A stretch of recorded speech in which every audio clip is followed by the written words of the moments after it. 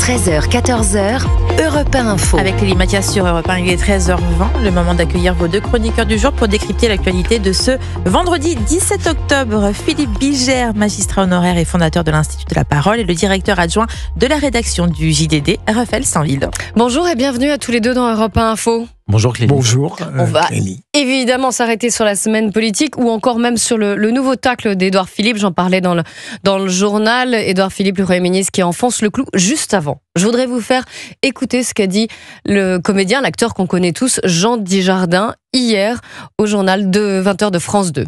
Très compliqué dès qu'on parle de la France, parce que pour certains, la France, c'est rance. Il y en a d'autres, ils sont dans la défiance. En revanche, il y a vraiment plus de nuances. Donc, je sais pas du tout ce qu'on peut dire, moi, sur la France. Ce que je vois, moi, depuis 25 ans, je vois des gens qui aiment leur pays.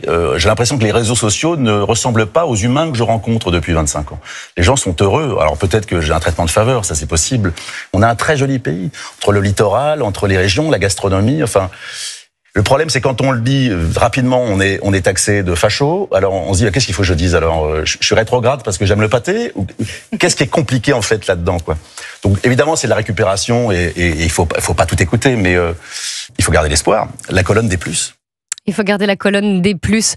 Il le dit avec humour, mais il n'a pas tout à fait tort, parce que le député LFI Raphaël Arnaud n'a pas hésité à réagir et à tacler le Jean Dujardin sur le réseau social X. Je suis 100% d'accord pour que les artistes prennent des positions, écrit le député Raphaël Arnaud.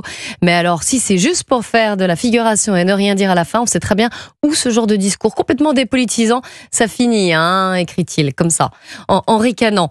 Qu'est-ce que ça vous inspire, Philippe Bilger? Est-ce que vous pensez qu'on peut encore dire qu'on aime la France sans être taxé de facho? D'abord, ça aggrave la piètre opinion que j'ai de Raphaël Arnaud. Elle n'est pas nouvelle et il est mal placé pour donner des leçons.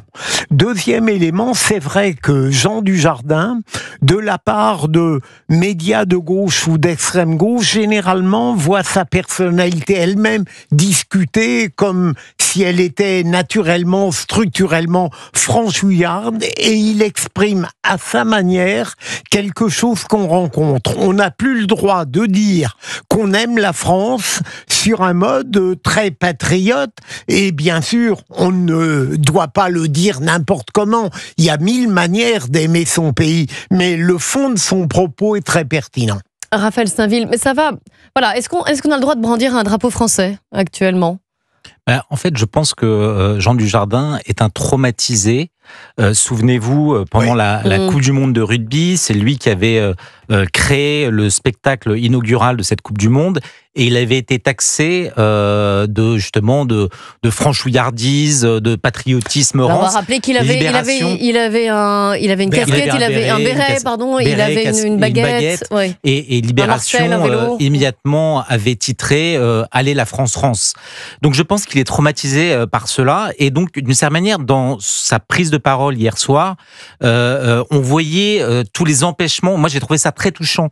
C'est-à-dire qu'on sent tout l'amour qu'il porte pour tout son pays, mais il est presque empêché, contrarié dans la possibilité de pouvoir le dire absolument, de peur de susciter à nouveau ce genre de propos et de procès en fascisme que certains se plaisent à lui faire. Comme si finalement dans la France d'aujourd'hui, mais je crois que ça ne date pas seulement d'aujourd'hui, l'artiste ne pouvait être que de gauche, absolument. Évidemment de gauche, dirait Fabrice Lucchini, comme s'il était plus facile finalement de se draper dans de bons sentiments que d'exprimer ne serait-ce qu'une pensée patriote. Et qui peut être totalement apolitique d'ailleurs aussi. Oui, mais en fait, c'est vrai, mais tout est politique. Ouais. Et le simple fait, aujourd'hui, dans le contexte d'exprimer un amour de la France, d'un amour de ses paysages, d'un amour de son histoire, vous vaut ces procès.